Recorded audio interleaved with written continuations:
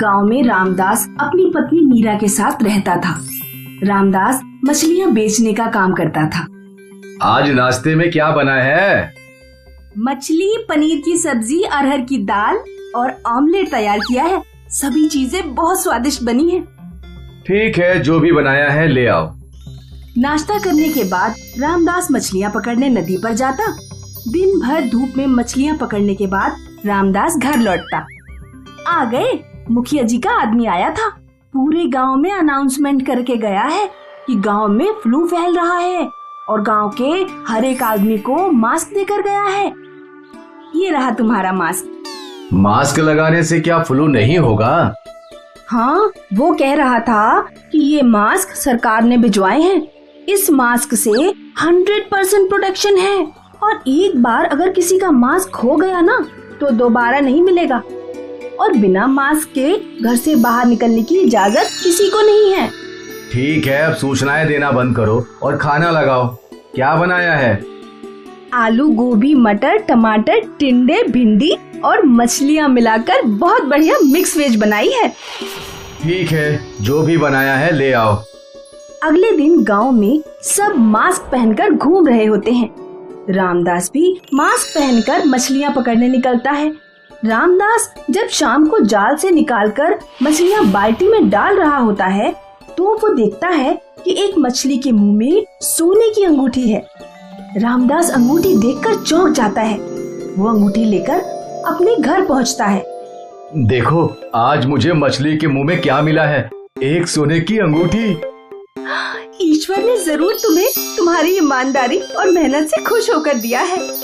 रामदास उस अंगूठी को बेचकर एक बड़ा सा घर बनाता है और एक कार भी खरीद लेता है। अब रामदास कार से मछलियाँ पकड़ने जाता और मछलियों को कार में रखकर ही घर ले आता।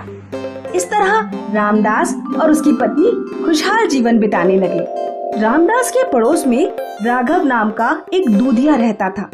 राघव रामदास से बहुत जलता था। रामदास ने तो मछलियों का व्यापार करके महल खड़ा कर लिया और मैं अभी झोपड़ी में ही पड़ा हूँ। ये मेरी गाय तो बिल्कुल दूध ही नहीं देती, इसी के कारण मैं गरीब हूँ। लेकिन रामदास को गरीब बनाने का एक उपाय है। गांव में फ्लू फैला हुआ है, अगर मैं उसका मास्क चुरा लूं तो रामदास घर से बाहर ही नहीं जा पाएगा।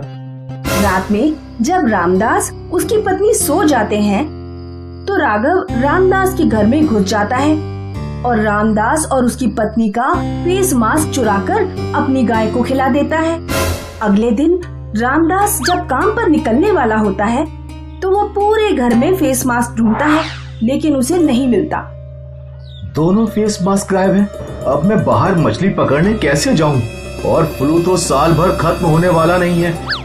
रामदास अपने पिता की फोटो के सामने रोने लगता है। तभी रामदास के पिता की आत्मा प्रकट होती है। रो मत बेटे और बहू, मैं तुम्हें जादुई मास्क देता हूँ, वो बहुत सारे काम कर सकता है। पिताजी की आत्मा रामदास और उसकी पत्नी को एक जादुई मास्क देकर गायब हो जाती है।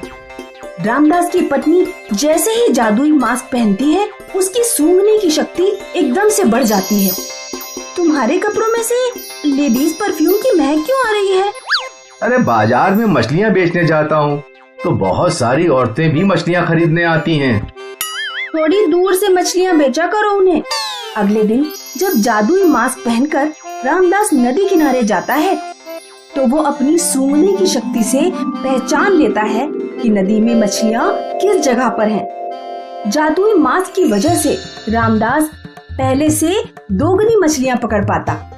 अब हम अपनी कंपनी खोलेंगे और मछलियाँ निर्यात करना शुरू करेंगे। जादुई मास्क की वजह से रामदास का धंधा दोगुना हो गया। एक दिन रामदास और उसकी पत्नी जादुई मास्क के बारे में बातें कर रहे थे। आज हम जो भी हैं, पिताजी द्वारा दिए गए इस जादुई मास्क की वजह से हैं। राघव खिड़की से रामदास की सारी बातें सुन लेता है। जब रामदास और उसकी पत्नी मास्क उतारकर सो जाते हैं तो राघव उनके घर में घुस जाता है और जादुई मास्क चुराने की कोशिश करता है। राघव जैसे ही जादुई मास्क छूता है उसे करंट लगता है और वो बेहोश होकर गिर पड़ता है।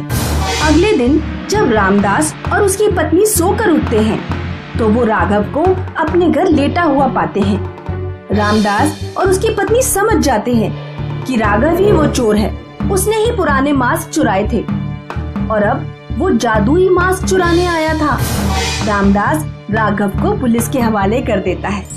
मुकेश राजस्थान के एक गांव में पला बड़ा था और दिल्ली की एक मल्टीनेशनल कंपनी में काम करता था। अक्सर गांव से मुकेश की माँ का मुकेश के पास फोन आता। बेटा, तेरी उम्र 30 साल होने वाली है, शादी कब करेगा? कर लूंगा माँ, आप शादी की इतनी चिंता क्यों करती हैं? बेटा, मैं तो हमेशा यही सोचती रहती हूँ कि तू कब बहू को लेकर गांव आएगा। माँ, जब किसी लड़की से प्यार होगा तो जरूर उससे शादी कर लूंगा। एक दिन मुकेश की कंपनी में मीटिंग होती है। अब हमारी कंपनी चाइना में अपने प्रोडक्ट्स बेचना चाहती है। हम चाइना में अपना नया ऑफिस खोल रहे हैं, तो तुम लोगों में से कौन कौन वहाँ जाना चाहेगा? सर, मैं वहाँ जाना चाहता हूँ क्योंकि मुझे कुंफू भी सीखना है। अपनी कंपनी के कुछ लोगों के साथ मुकेश चाइना पहुँचता है। ऑफिस की छुट्टी होने के बाद हर शाम को मुकेश एक चाइना के एक मार्शल आर्ट गुरु से कुंफू सीखने जाता था। मार्शल आर्ट गुरु की एक बेटी थी, जगमा। जगमा ने कई बार मुकेश की कुंफू सीखने में सहायता की। जगमा और मुकेश एक दूसरे के प्रेम में पड़ जाते हैं। मुकेश जगमा को हिंदी बोलना भी सिखा देता है। एक दिन जगमा अपने पिता से आज्ञा लेकर मुकेश से शादी कर लेती है। कुछ दिनों बाद चाइना में कोरोना वायरस फैल जाता है। मुकेश की कंपनी अपने सभी एम्प्लॉइज को इंडिया वापस बुला लेती है। मुकेश जगमा के साथ इंडिया वापस लौटता है। मुकेश कंपनी से कुछ महीनों की छुट्टी लेकर जगमा के साथ गांव जाता है। लो माँ, मैं बहू ले आया हूँ। गांव के सभी लोग मुकेश की चाइनीज बहू देखने आते हैं। बेटा, तुझे हमारे देश में कोई लड़की नहीं मिली जो तू चाइना से बहू लेकर आया? माँ, अब बहू तो बहू ही है, फिर चाहे इंडिया की हो या चाइना की। वैसे भी ग्लोबलाइजेशन के दौर में पूरी दुनिया एक गांव की तरह ही हो गई है। लेकिन ये तो हमारी भाषा भी नहीं समझ पाएगी। नहीं माँ, जगमा को हिंदी बोलनी आती है। जगमा, हिंदी में कुछ बोलकर दिखाओ। नमस्ते सासू माँ। जगमा रात में 3 बजे ही उठ जाती थी और खूब आवाज निकाल निकाल कर हा हैया हु कुंफू का अभ्यास किया करती थी। एक दिन जब जगमा कुंफू प्रैक्टिस कर रही थी तो उसका हाथ छत से लटकी दूध की मटकी पर लग जाता है। मटकी गिरकर फूट जाती है और सारा दूध फैल जाता है। अरे मुकेश, तू ये कैसी बहू ले आया है? एक तो आधी रात में उठकर चिल्लाती है और अब तो इसने घर की चीजें भी तोड़ना शुरू कर दिया है। इतना गाढ़ा दूध बर्बाद कर दिया। अरे माँ, थोड़ा सा दूध ही तो गिर गया, तो क्या हो गया? मैं डेयरी से जाकर ले आऊंगा। एक दिन मुकेश की माँ को सर्दी जुकाम हो जाता है और 3-4 दिनों तक ठीक नहीं होता। मुकेश की माँ टीवी पर चाइनीज कोरोना वायरस की खबर देख लेती है। वो मुकेश से कहती हैं, बेटा, लगता है मुझे कोरोना वायरस हो गया है और इसका कारण तेरी बहू है। ये जरूर चाइना से कोरोना वायरस लेकर आई है। ऐसा कुछ नहीं है माँ, ना जगमा वायरस लेकर आई है और ना ही तुम्हें वायरस है। ये सामान्य सर्दी जुकाम है, कुछ दिनों में ठीक हो जाएगा।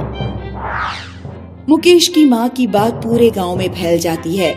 गांव के जिन जिन परिवारों में लोगों को सर्दी जुकाम होता है वे जगमा पर कोरोना वायरस फैलाने का शक करने लगते हैं। एक दिन गांव के कुछ लोग मुकेश के घर आकर कहते हैं, अपनी बहू को गांव से बाहर निकालो, ये गांव में वायरस लेकर आई है। तुम लोगों को ऐसा कहने का कोई अधिकार नहीं है।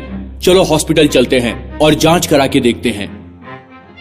मुकेश जगमा को लेकर हॉस्पिटल जाता है और उसके पीछे कुछ गांव वाले भी जाते हैं। जगमा की जांच होती है। जगमा को कोरोना वायरस नहीं है। फिर कुछ गांव वाले भी अपनी जांच कराते हैं। गांव वालों में भी किसी को कोरोना वायरस नहीं होता। देखा तुम सब गांव वालों ने, बिना किसी जांच पड़ताल के किसी भी तरह का इल्जाम लगाना ठीक नहीं है। और जब भी कोई इस तरह की संक्रामक बीमारी फैलती है तो ना हमें घबराना चाहिए और ना फालतू में अफवाहें फैलानी चाहिए। डॉक्टर के पास जाना चाहिए और अपनी जांच करवानी चाहिए। सभी गांव वाले जगमा से माफी मांगते हैं। मुझे माफ कर देना बेटी। कोई बात नहीं सासू माँ,